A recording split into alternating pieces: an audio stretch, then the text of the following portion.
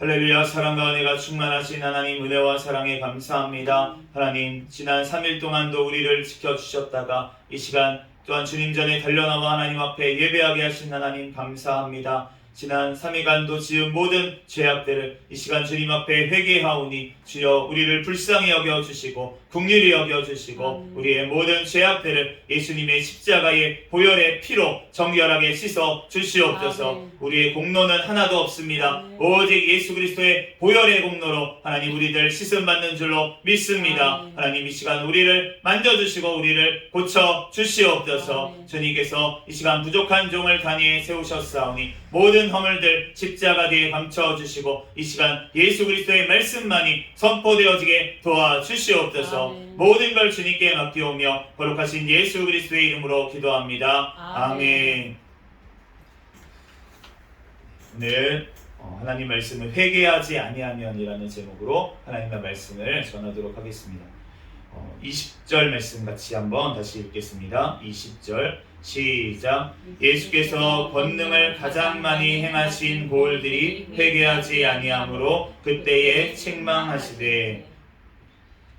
오늘 지난 우리 시간에 이제 세례 요한에 대해서 주님께서 말씀을 하시고 지금 이 세대가 정말 그 예수님이 계셨던 그 세대도 마찬가지였고 그 세대가 너무나도 악한 세대인데 어떠한 세대였냐면 회개하지 않는 세대. 주님 앞에 아무리 불러도 세례 요한이 와서 회개하라고 외쳐도 예수님이 기적을 행하시면서 잔치를 베풀면서 회개하라고 돌아오라고 그렇게 천국을 소유하라고 그렇게 외치셔도 돌아오지 않는, 응답하지 않는 세상만 바라보는 세대가 그 세대였다는 것입니다. 그러면서 주님께서 오늘 그 고을 중에 권능을 가장 많이 행하셨던 고을들을 지금 책망하시고 있습니다. 그런데 예수님께서 그러면 이 고을들이 뒤에 살펴보겠지만 권능을 이 고을들에게 왜 이 고을들에서 많이 권능을 행하셨을까요? 우리가 지금 시대를 보다 보면 우리가 예수님께서 복음을 전해주신 곳이 있습니다. 전해주신 시대가 있습니다. 우리나라 같은 경우에는 조선시대까지만 해도 복음을 들을 수가 없었어요. 그런데 이제 천주교부터 해가지고 선교사님들이 1800년대부터 우리나라에 찾아왔습니다. 그래서 이제 성경책이 들어오고 그러면서 이제 복음이 증거된 것을 알 수가 있는데 그러면은 그 전 세대는 복음을 들어보지도 못하고 그런 상황 가운데 죄 가운데 그렇게 심판 가운데 갈 수밖에 없었다는 것이에요. 그런데 우리는 무슨 은혜를 받아서 무슨 공로가 있어서 우리에게는 지금 이 복음이 만천하에 지금 전파돼가지고 우리는 마음껏 성경책을 보고 설교 말씀을 듣고 이러한 홍수시대에 우리가 살고 있는지 그것이 바로 하나님께서 사랑하시기 때문에 하나님께서 택하셨기 때문에 그렇기 때문에 권능을 많이 행하신 줄로 믿습니다. 그 고을들의 주님께서 권능을 안 행하신 고을들도 있었어요. 오늘 예수님이 언급하셨던 소돔 같은 그 고을에는 예수님이 하나님을 통해서 어떠한 기적도 일으키시지 않으셨습니다. 그리고 죄 가운데 심판을 하셨다는 거예요. 그런데 어떤 고을들, 오늘 예수님이 말씀하신 어떤 고을들은 권능을 많이 행하셨습니다. 그 고을들에 가셔서. 그 이유가 무엇이겠습니까? 주님께서 택하시고 사랑하시기 때문에 하나님의 자녀이기 때문에 주님께서 가서 권능을 행해 주신 줄로 믿습니다. 그러므로 우리가 하나님께서 우리의 인생 가운데 권능을 행하시고 우리의 인생 가운데 기적을 행하시고 우리의 인생 가운데 역사하시고 하나님께서 우리에게 은혜를 주시고 하나님께서 모든 것들을 주신 이유가 무엇이냐면 바로 우리를 사랑하시기 때문인 줄로 믿습니다. 그러므로 우리가 하나님의 자녀이기 때문에 하나님께서는 우리에게 은혜를 베푸신다는 것입니다. 마태복음 23장 37절에 보면 예루살렘에 대해서 예수님께서 이렇게 말씀하세요. 예루살렘아 예루살렘아 선지자들을 죽이고 내게 파송된 자들을 돌로 치는 자여 암탉이 그 새끼를 날개 아래에 모음같이 내가 내 자녀를 모으려 한 일이 몇 번이더냐 그러나 너희가 원하지 아니하였도다. 예수님께서 예루살렘에 지금 뭐라고 하십니까? 선지자들을 그렇게 많이 보내셨다는 거예요. 그렇게 보내신 이유가 무엇입니까? 내 자녀이기 때문에 하나님의 자녀이기 때문에 돌이키라고 돌아오라고 회개하라고 주님께서 선지자들을 계속 예루살렘에 보냈는데 지금 예루살렘이 받아들이질 않았다는 거예요. 그러므로 오늘 주님께서 권능을 가장 많이 행하신 고을들을 오늘 책망하신 이유가 바로 이 이유 때문입니다. 회개하지 않았기 때문에. 그런데 이 고을들이 왜 회개하지 않았냐는 거예요. 우리가 한번 다음 절들을 보면서 살펴보겠습니다. 21절과 22절 말씀 같이 읽겠습니다. 시작. 화 있을진저 고라시나 화 있을진저 벳세다야 너희에게 행한 모든 권능을 두로와 시돈에서 행하였더라면 그들이 벌써 베옷을 입고 제에 앉아 회개하였으리라. 내가 너희에게 이르노니 심판날에 두로와 시돈이 너희보다 견디기 쉬우리라. 아멘. 이 고라신, 지금 벳세다, 이 두 가지 도시를 주님께서 책망을 하고 계시는데, 이 고라신이라는 도시는 어느 쪽에 있냐면 다 이제 지금 이 오늘 언급된 세 개의 도시, 책망을 받은 도시들이 다 갈릴리 호수의 북쪽에 있습니다. 갈릴리 호수의 북쪽에 있는데, 그런데 고라신은 이제 뒤에 언급되는 가버나움이라는 곳, 가버나움은 예수님께서 본동네라고 칭했던 곳이고 그곳을 중심으로 예수님께서 사역을 진행을 하셨어요. 그래서 굉장히 많이 언급되어 있는 곳이 가버나움입니다. 신약성경에. 근데 가버나움의 북쪽으로 3km, 그러니까 거의 별로 떨어지지 않은 거죠. 3km면은 우리가 걸어갈 수도 있는 그런 거리잖아요. 여기서 한 사가정역 정도 되는 집사님 댁 있는 데까지 걸어가면 아마 3km 정도가 아마 될 것 같습니다. 3km 조금 안 될 것 같은데, 그런데 어쨌든 그 정도밖에 떨어지지 않는 가까운 곳이었다는 거예요. 그런데 이 고라신이라는 곳이 어떤 곳이냐면 밀이 굉장히 많이 풍성하게 나는 곳이었습니다. 곡식 밀이 굉장히 많이, 이스라엘에는 밀이 거의 주식 가운데 하나예요. 그렇기 때문에 보리하고 밀, 이 두 가지가 굉장히 중요한 곡식입니다. 그런데 이 밀이 생산이 되는 곳이었고, 그렇기 때문에 우리도 지금 보시면 우리나라에 전라도 쪽은 평야지대가 많아요. 그런데 경상도 지역은 산악 지역이 많습니다. 그러다 보니까 평야 지역은 어떻습니까? 조금 풍족합니다. 먹을 것들이 옛날부터. 그래서 저희가 신라가 삼국통일을 했는데 그 이유가 너무 배고파서가 아닐까, 저는 그런 생각도 해요. 왜냐하면 전라도 백제는 배불렀어요. 사실 배가 부르기 때문에 자기네들 땅만 지키고 있어도 배가 부르고 먹을 것이 충족되는 나라였습니다. 그런데 신라 같은 경우에는 다 산지기 때문에 너무나도 먹을 것이 부족한 나라였어요. 그렇기 때문에 뭔가 싸워서 이기지 않으면 그러면 살아남을 수가 없는 거예요. 그러다 보니까 뭔가 사람들이 좀 더 강하고 그렇게 되지 않았을까라는 생각을 하게 됩니다. 그런데 이 고라신이라는 곳이 그렇게 밀이 많이 나는 곳이기 때문에, 우리나라도 보는 것처럼 많이 나는 곳은 풍족하기 때문에 뭔가 노력을 하려고 하지 않아요, 사실. 그리고 자기가 부유하고 배부르고 이러기 때문에 뭔가 간절한 게 없습니다. 그러한 곳이었다는 거예요. 그 고라신을 이제 유적 발굴을 하다가 회당이 나왔습니다. 유대인들의 회당이 나왔는데 거기 보니까 바리새인과 서기관들이 앉았던 모세의 자리, 마태복음 23장 2절에 나오는데, 그 모세의 자리에 너네가 앉아 있으면서 거기서 율법을 가르치기는 하지만 너네는 행하지 않는다, 이렇게 예수님이 책망하셨던 그게 어떤 모세의 어떤 율법의 자리를 얘기하는 것이 아니라 모세의 자리라고 하는 어떤 자리가 있었어요, 회당마다. 그래서 그 자리에 앉아서 이제 어떤 강론을 하거나 이렇게 가르치는 그런 회당의 자리를 얘기를 합니다. 그래서 그 모세의 자리가 발굴이 됐는데, 그렇기 때문에 이 고라신에도 회당이 있었다는 거예요. 그렇기 때문에 어느 정도 큰 도시였다는 거죠. 그렇고 벳세다라는 도시가 있는데, 이 벳세다는 아까 전에 방금 말한 가버나움과 그 다음에 고라신보다 동쪽에 있습니다. 동쪽에 있는데 어쨌든 그 세 도시가 그렇게 멀리 떨어져 있지는 않아요. 그런데 이 벳세다라는 곳은 원래 뜻이 뭐냐면 고기 잡는 집이라는 뜻입니다. 벳세다라는 말이 고기 잡는 집. 그러니까 이 말대로 거기는 어촌이었어요. 그래서 베드로하고 안드레 그리고 빌립의 고향입니다.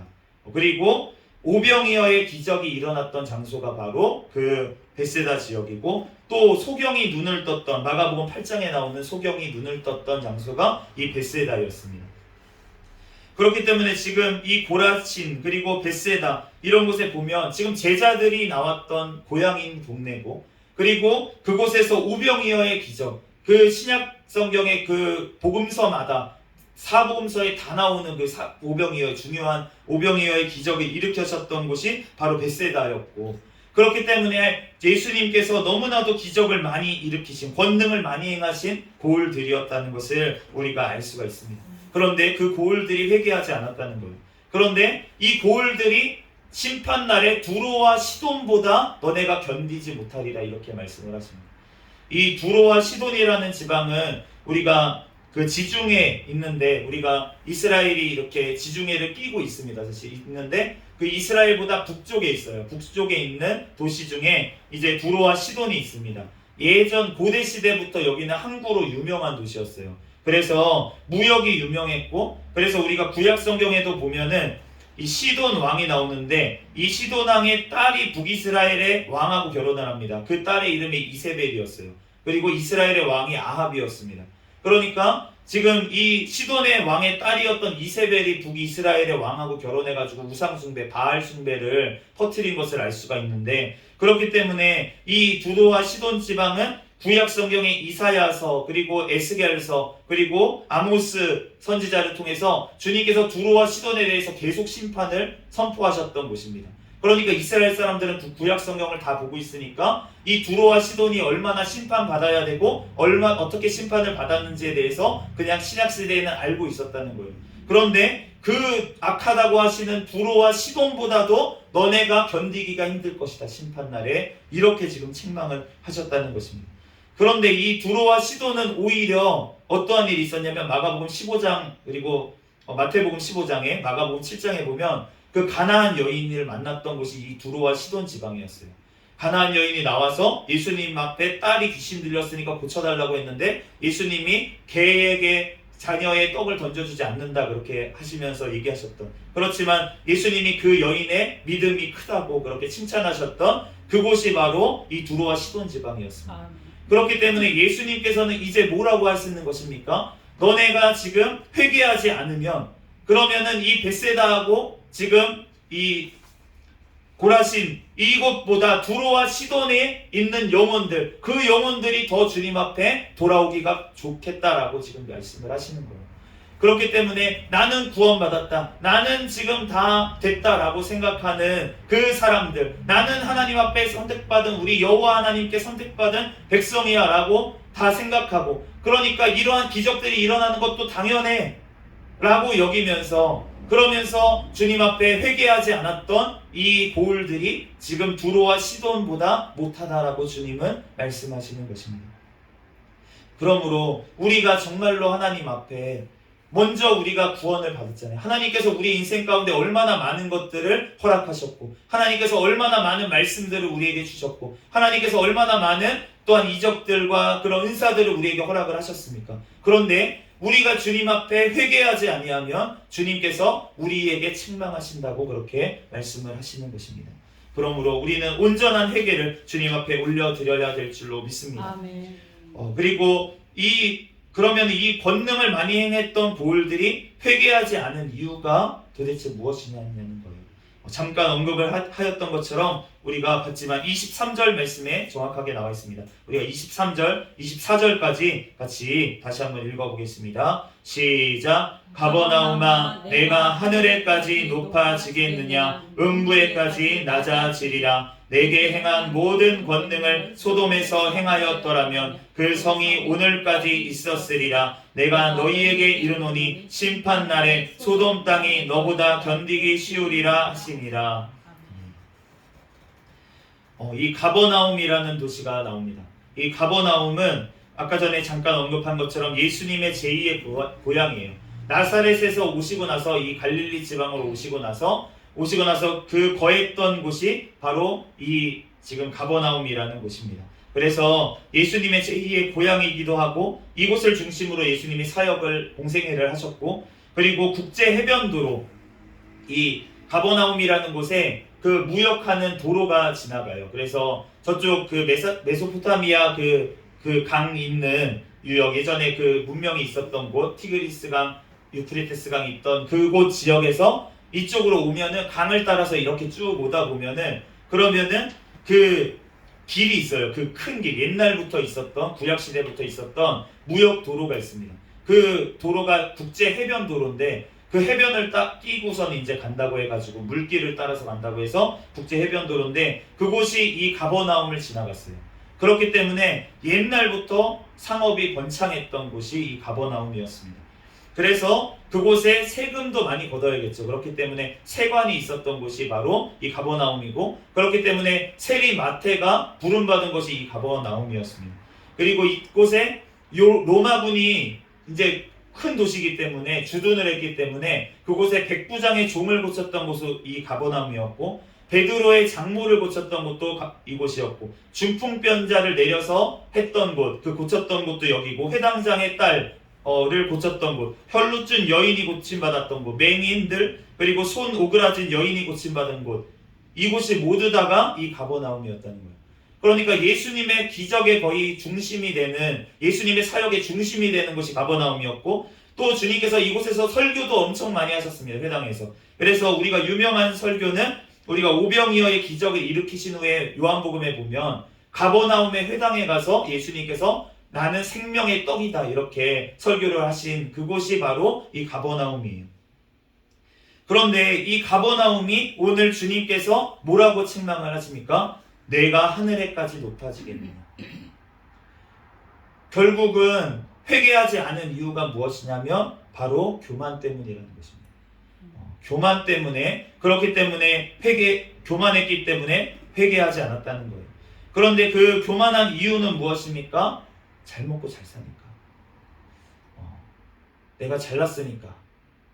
가버나움이 그렇게 큰 도시였고 중심지였기 때문에, 그렇기 때문에 회개를 하지 않는다는 것입니다. 제가 요즘 이제 유튜브를 보다가 어떤 목사님의 인터뷰 기사를 하나 봤어요. 그런데 그 목사님께서 이제 원로 목사님입니다. 이제 얘기하면은 다 알만한 굉장히 큰 교회를 이제 개척하셔가지고 크게 세우셨던 그런 목사님인데, 이 목사님이 은퇴를 하셨어요. 그런데 지금 한국 교회의 문제가 뭐냐 이렇게 분석을 하는 기사였습니다. 근데 그 목사님께서는 뭐라고 말씀하시냐면, 우리나라가 지금 교인 수가 줄어든 때가 언제부터였냐면 1990년대 말부터인데, 그때가 무엇이 있었냐면 1만 불이 됐다라고 했던 때가 바로 1990년대 말이었습니다. 우리나라가 1만 불을 달성했다. 그런데 그때부터 우리나라 교인 숫자가 줄어들기 시작했다는 거예요. 그러면서 2000년대 들어와가지고 2010년대 지나면서 우리가 3만 불 시대가 됐다라고 그렇게 되었습니다. 그런데 그 3만 불 시대가 되면서부터는 어떻게 됐냐면 그때부터는 모든 종교 인구가 줄어들고 있는 거예요. 지금. 그러면서 애도 안 낳습니다. 사실은 모든 인구가 지금 증가세가 완전히 꺾여서 지금은 거의 출산율이 0.7%도 안 돼서 0.6 몇 %밖에 안 된다고 하더라고요.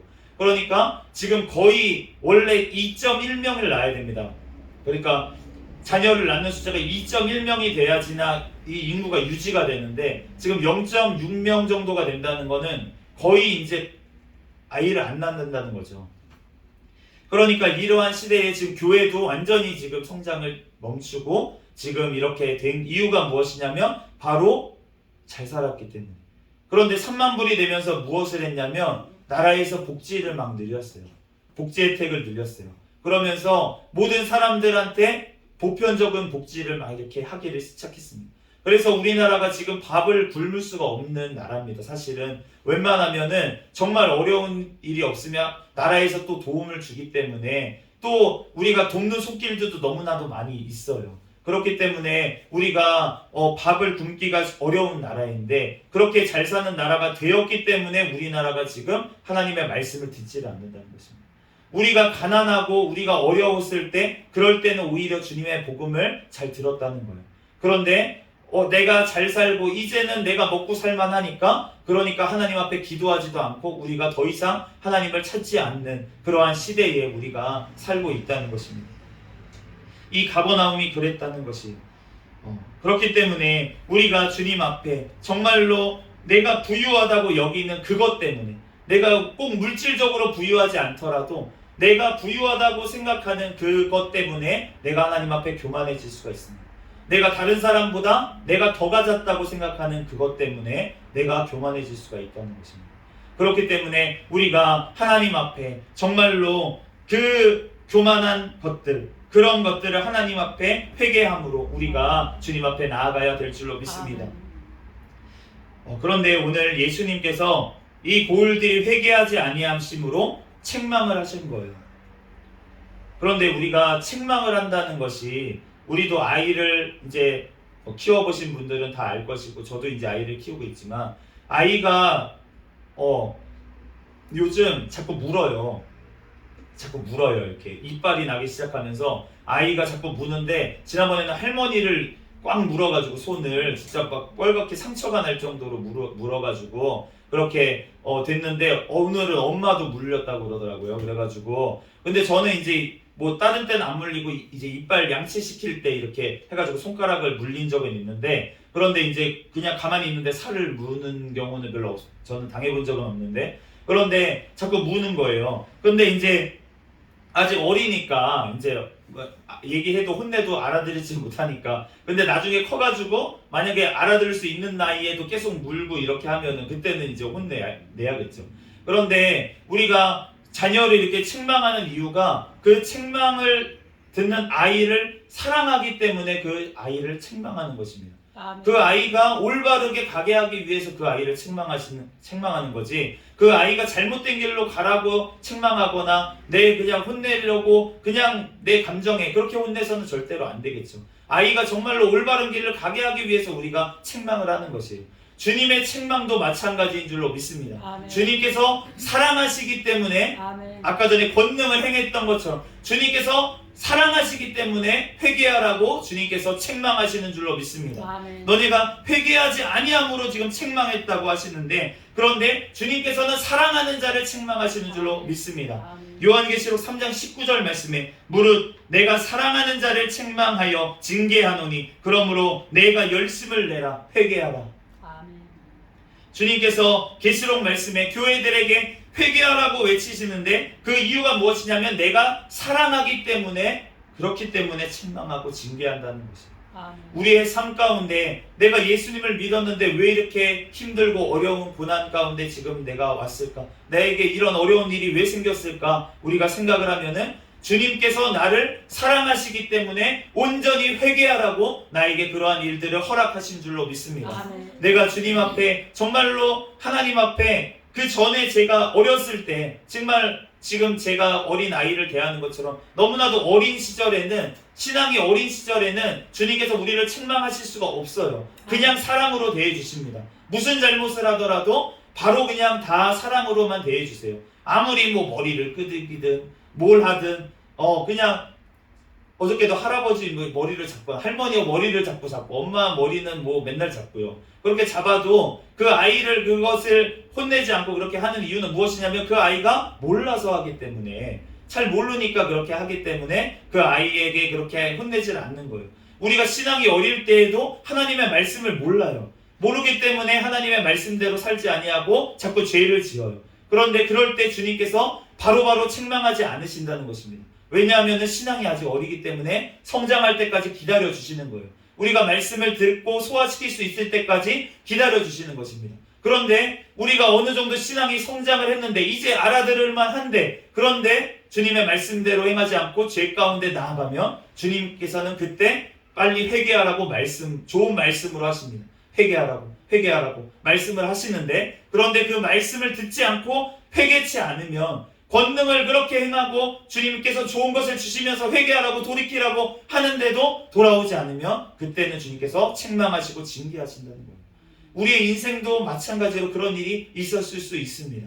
그런데 그 이유가, 우리가 주님 앞에 왜 이렇게 하셨어요? 하나님 왜 이렇게 내 인생을 꼬이게 하셨어요? 하나님 왜 이렇게 내가 힘들게 하셨어요?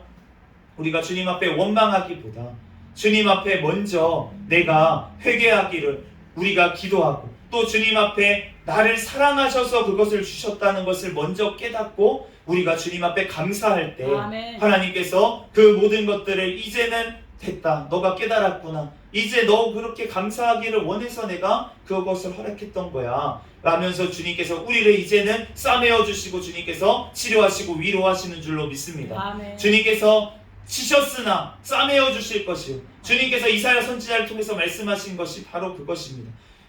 하나님께서 이스라엘을 징계하셨지만 그렇지만 다시금 회개하고 돌이켰을 때 싸매어 주시고 다시 감싸 주시고 아멘. 회복시키셨던 그 하나님께서 우리의 하나님이신 줄로 믿습니다. 아멘. 그렇기 때문에 우리가 정말 하나님께서 우리를 사랑하셨기 때문에 예수님을 보내셨고, 사랑하셨기 때문에 우리에게 복음을 들려주셨고 또 권능을 베풀어 주셨다는 거예요.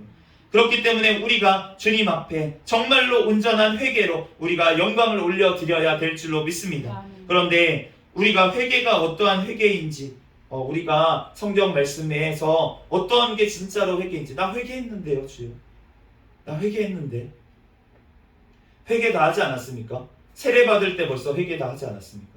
그런데 무슨 또 회개를 하라고 자꾸 목사님은 회개만 하라고 그렇게 얘기를 하나. 그런데 저도 회개를 그렇게 다 한 줄 알았습니다. 그런데 주님 앞에 회개할 것이 계속 나오더라고요. 계속 나오더라고요. 지금도 나오고 있습니다.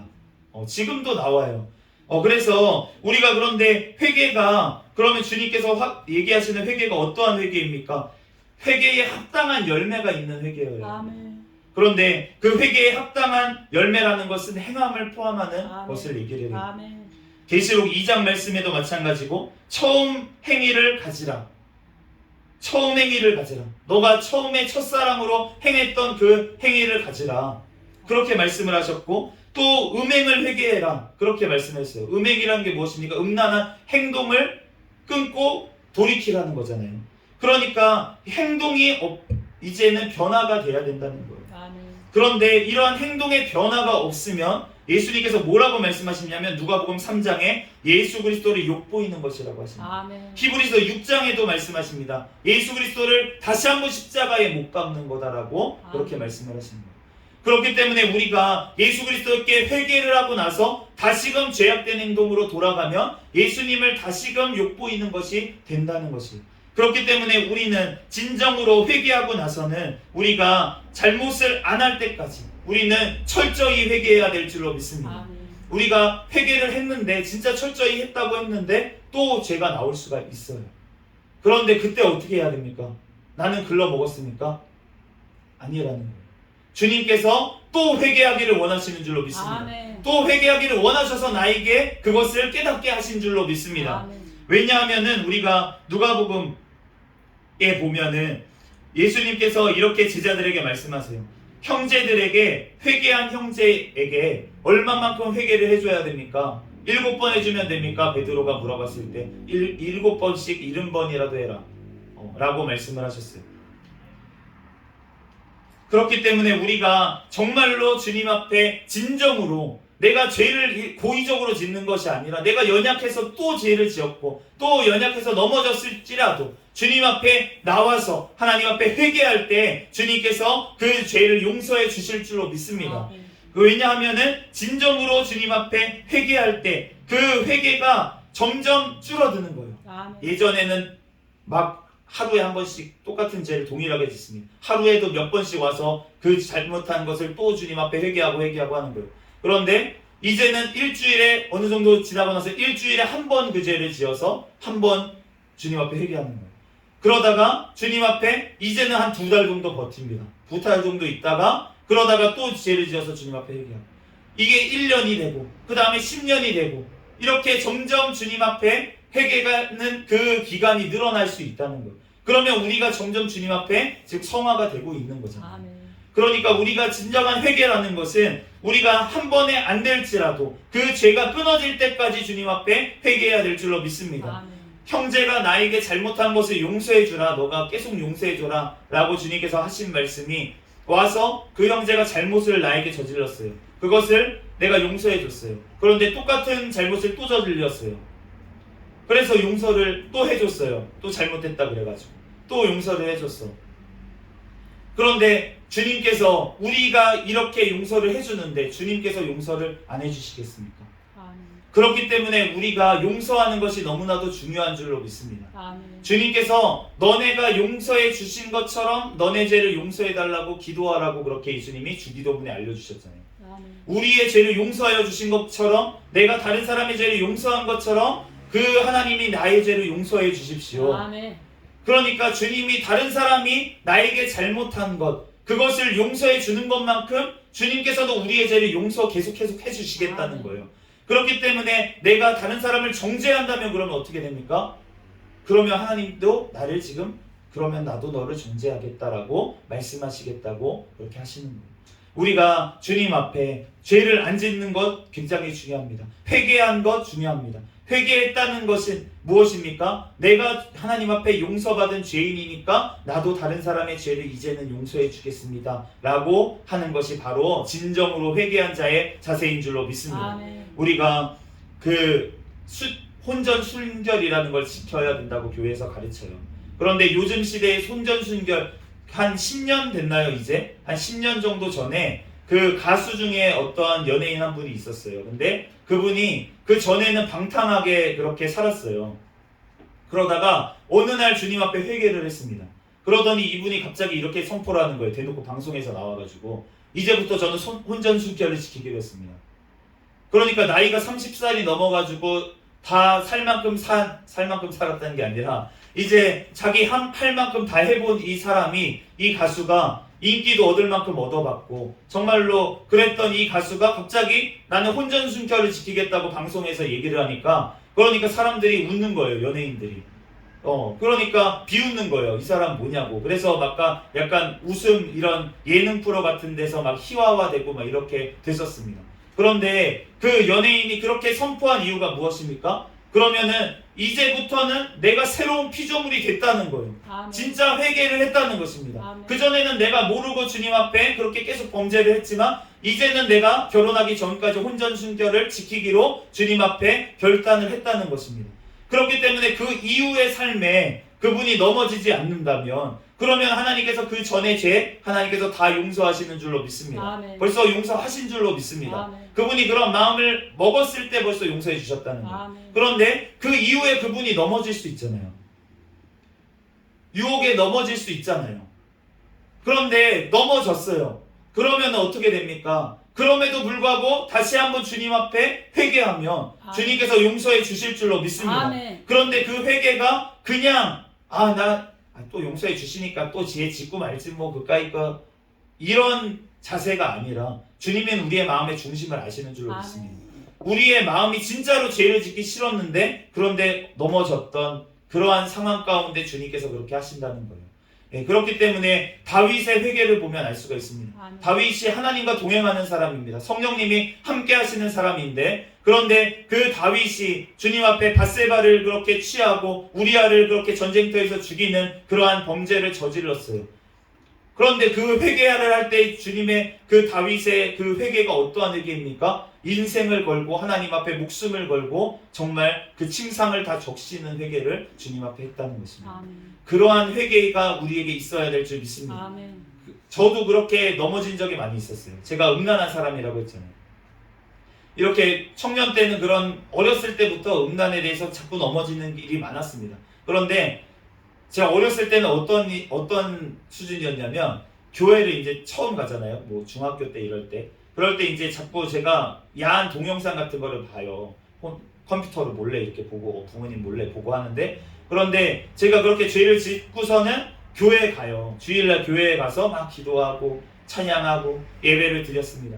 그런데 그러고 나서 제가 어떠한 마음이 됩니까? 이제 회개를 했잖아요. 그러면은 주님 앞에 정화가 된 것 같은 거예요. 마음이 너무 평안해지는 거예요. 그 전에는 그거 죄에 눌려가지고 마음이 괴로웠었는데 이제는 그 예배를 드리고 나니까 마음이 홀가분해지고 진짜 용서해 주셨구나 이런 마음이 드는 거예요. 그래서 어떻게 합니까? 다시 가서 야한 동영상을 또 보는 거죠. 네, 그런 마음으로 평안한 마음으로 이제 가서 다시 죄를 지러 가는 거예요. 제가 그 정도 수준이었다고요. 중학교 때 이제 교회에 처음 나갔을 때. 그런데 주님께서 저를 그렇게 책망하지 않으셨습니다. 그 당시에 저에게 책망하지 않으셨어요. 왜냐하면 제가 그 정도 어린 신앙이었기 때문에 주님께서 교회에 나와서 예배 드리는 것만으로 해도 너는 됐다라고 주님께서 해주신 거예요. 그런데 제가 이제 장성을 했습니다.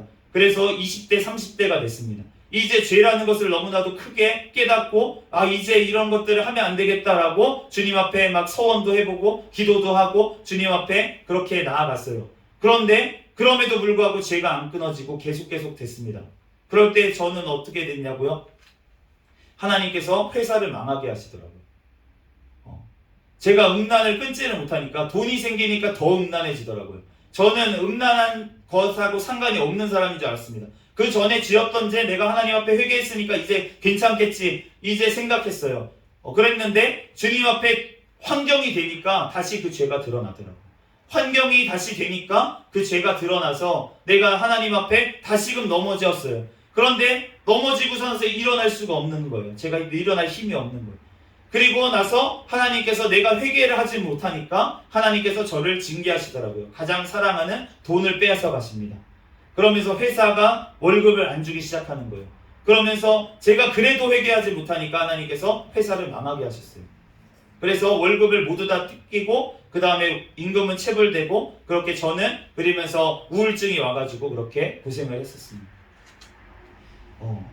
그런데 하나님께서 지금 와서 이제 생각을 해보니까 하나님께서 저를 거룩하게 만드시기 위해서 회개하지 않는 하나님 앞에 얼마나 제가 큰 은혜를 어렸을 때부터 받았는지 모르겠어요. 제가 20살 때 간증을 한번 했었지만 갑상선 기능항진증이 어렸을 때부터 있었는데 그래서 군대를 가야 될 시기에 그 병 때문에 군대를 못 갔습니다.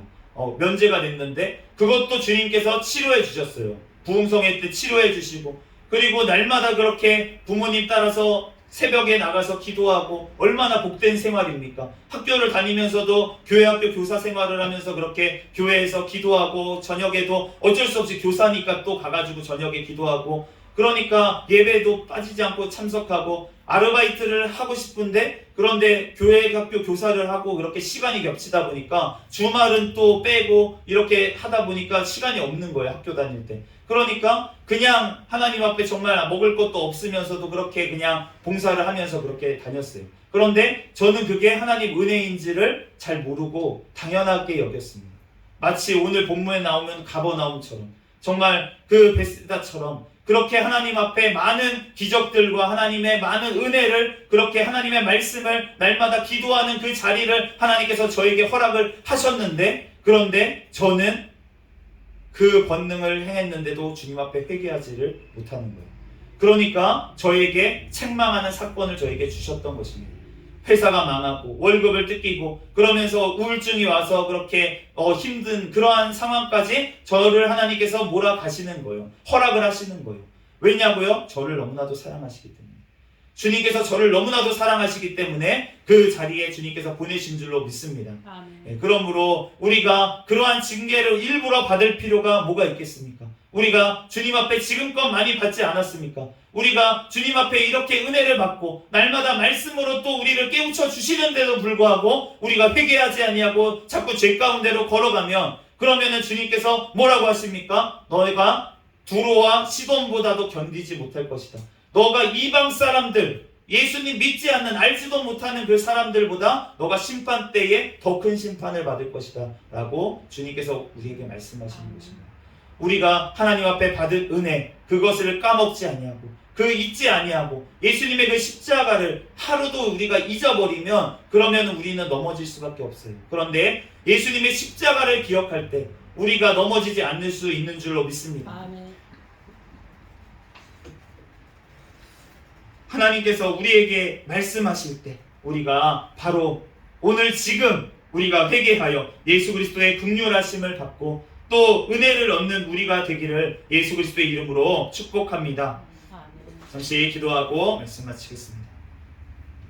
할렐루야. 사랑과 은혜가 충만하신 하나님 은혜와 사랑에 감사합니다. 하나님 주님 회개하지 아니하는 아버지 오늘 고울들이 예수 그리스도께서 아버지 책망하신 것을 하나님 우리들 봅니다. 하나님 우리들 인생 가운데 하나님께서 아버지 나의 인생 가운데 지금껏 큰 권능을 행하시고 은혜를 주시고 하나님의 말씀을 주시고 하나님 지금껏 아버지 나를 인도하여 주셨는데 하나님 앞에 아버지 회개하지 않은 아버지 죄악들 있다면 하나님 주님 앞에 온전히 회개하게 도와주시옵소서. 하나님 아버지 하나님 이제 이후로부터 하나님의 말씀 따라서 하나님 온전히 회개하여 하나님 날마다 예수 그리스도의 십자가를 바라보면서 승리하는 삶을 살아갈 수 있도록 주여 축복하여 주시옵소서. 우리의 힘과 능력으로는 주여 할 수가 없습니다. 하나님, 날마다 주님 앞에, 아버지 말씀 앞에 아버지 하나님 엎드리고 주님의 말씀을 날마다 묵상하며 하나님 주님 앞에 아버지는 날마다 또한 아버지 나오는 죄악들을 회개하며 주님 앞에 날마다 걸어가게 도와 주시옵소서. 주님께서 우리를 붙잡아 주시고 성령 하나님께서 인도하여 주실 줄로 믿습니다. 감사하며 거룩하신 예수 그리스도의 이름으로 기도합니다.